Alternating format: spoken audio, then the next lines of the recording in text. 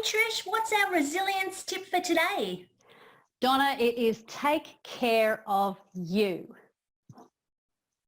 So taking care of me, what does that mean? Well, Donna, it's different things to different people, but you must include having some fun. Now, if you're stuck at home, you can Google activities that are fun. Another good one that I do is I will go outside, even if you've got a tiny little patch of grass, to get barefoot, as long as there's no prickles, barefoot, yeah, pick them out, but get your skin on the grass. Get it on there and just breathe. And even if it's just a tiny bit, take some clippings and put them on the carpet if you have to, and just be something to do with nature, that connection. But have fun, laugh, joke around.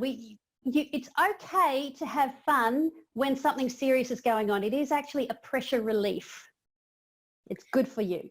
So I guess it's endorphins release that change Yes. your state and make you feel so much better. Wow, what a great tip. Thanks so much for sharing today, Trish. Have a great day.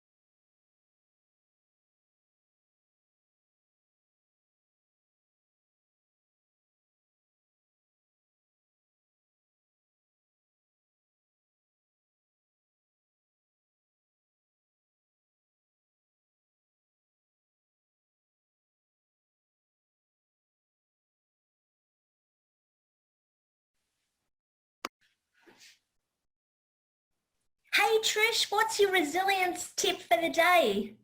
My resilience tip is to take back your personal power. What does that mean? Well, when life is in funny circumstances, we can look to things that are going wrong. But you see, what you blame, you empower. If you're saying that person is unfair, that person's given me a hard time, you've suddenly given that person power over your life. Wow. You have. If you blame your circumstance, you say, oh, it's because of this that I'm in my circumstances, or it's because of that I'm feeling down. You made me feel sad. You hurt my feelings. That person you have handed control over that person, over you. But it doesn't have to be that way. But what can we do? We can say, I am responsible. That person's their actions, and we can actually choose to forgive and let it go. And we can say, you don't even have to say it to them in your head.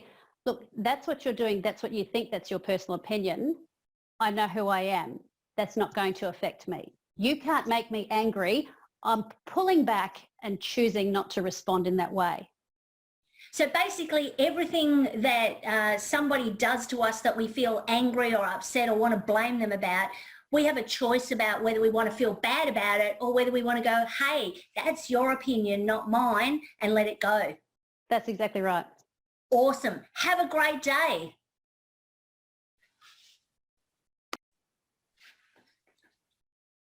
Hey Trish, what's your tip on resilience for today?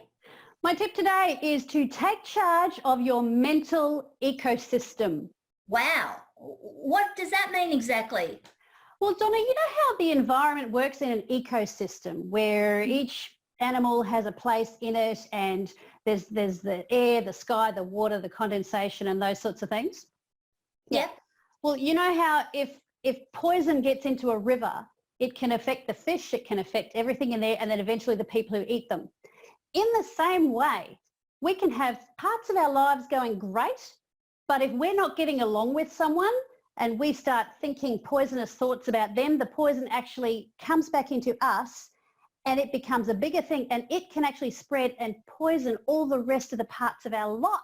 So we have been ruthless about keeping our mental ecosystem clear and healthy. So that means not letting negativity come in and change the way we think about things so that we feel bad. We're going to protect that by staying positive and finding solutions to problems. Doesn't mean you ignore the problem, but we find solutions to the problem.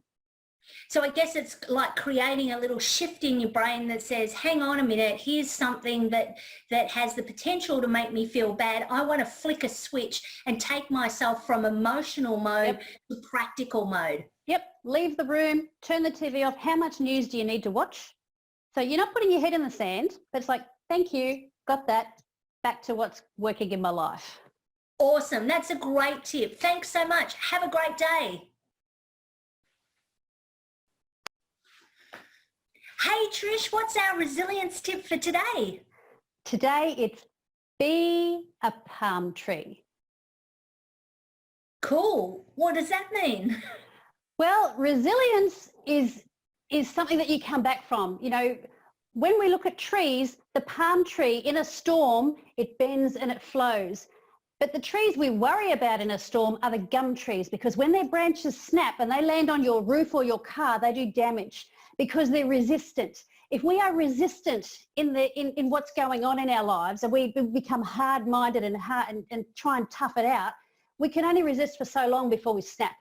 Before we snap at our family, before we mentally have a breakdown, we've got to accept things change, and we have to go with them and be flexible like the palm tree. See, we sway like the palm tree, and then we can come back to the middle. Now, in the storm, they might drop their nuts, but they come back and they continue to bear fruit. When you're a palm tree, you will go with the flow, you'll come back and you will continue to bear fruit.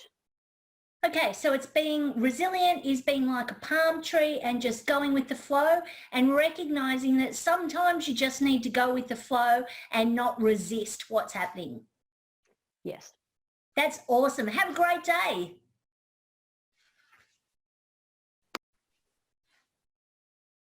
Hey Trish, what's our resilience tip for today?